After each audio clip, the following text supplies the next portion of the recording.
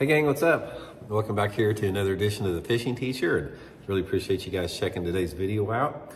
Guys, we're going to be talking about why and when chartreuse will catch the biggest fish in the lake here under certain conditions.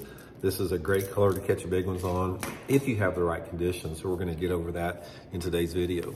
Also guys, before we get started, today is the last month of December, last month of the year. It's the last day for our December sale of my Signature Series RB2 Series sunglasses from SolarBat.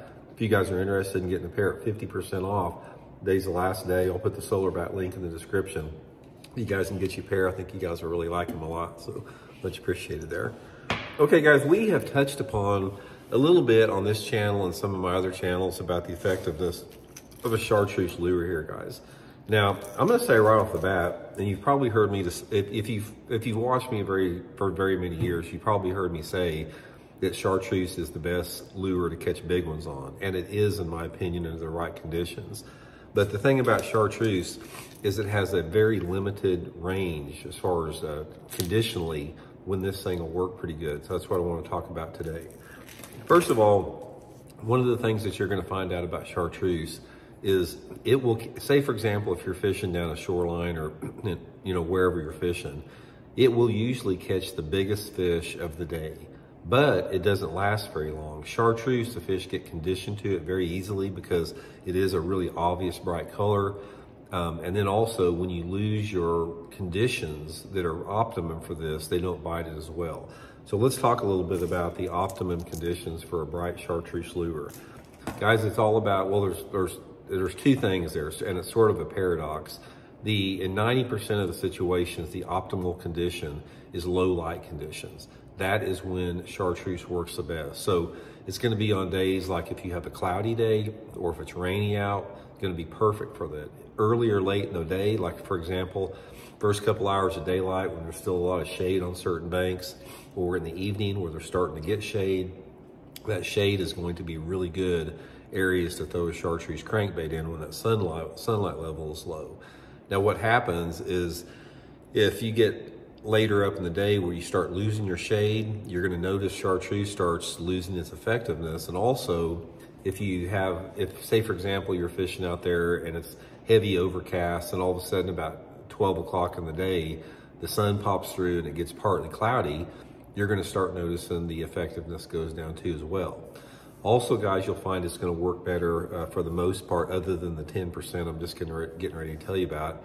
90% of the time it's going to work better in stained water conditions. Water visibilities of less than 2 foot are going to be prime for that.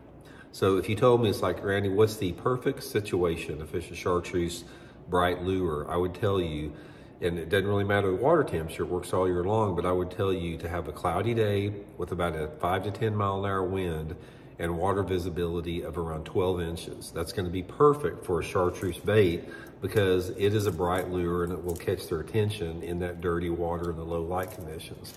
Now the other time, which is sort of a paradox, and again, you probably heard me talk about this some in the past, is chartreuse is an excellent color for gin clear water if there's nothing but smallmouth around. Even under bright skies, smallmouth love a chartreuse lure in clear water. It's sort of like one of those weird things about fishing, and usually on sunny days. So let's say, for example, I'm fishing up in the northern tier states where there's a lot of smallmouth bass. If I got a bright sunny day with like, 10 foot of visibility in the water, normally where a largemouth wouldn't touch a chartreuse, smallmouth will clobber it if you have wind. So you need to have some type of a moderate wind of at least 10 miles an hour. You can have the cleanest water in the lake and you can have the brightest sky in the lake, and smallmouth will really bite the chartreuse if you have wind. If you don't have wind, it's going to be a lot more difficult to catch them. Although if you don't have wind on smallmouth, you can take a topwater bait, like a walking topwater in chartreuse, and catch them on there. So anyway, it's just more information on bass. There's so much information as far as what these bass do and how they contradict themselves a lot of times, that it's just part of that never-ending learning process. So anyway, guys, I hope the tip helps you catch a few, and we'll talk later. See you.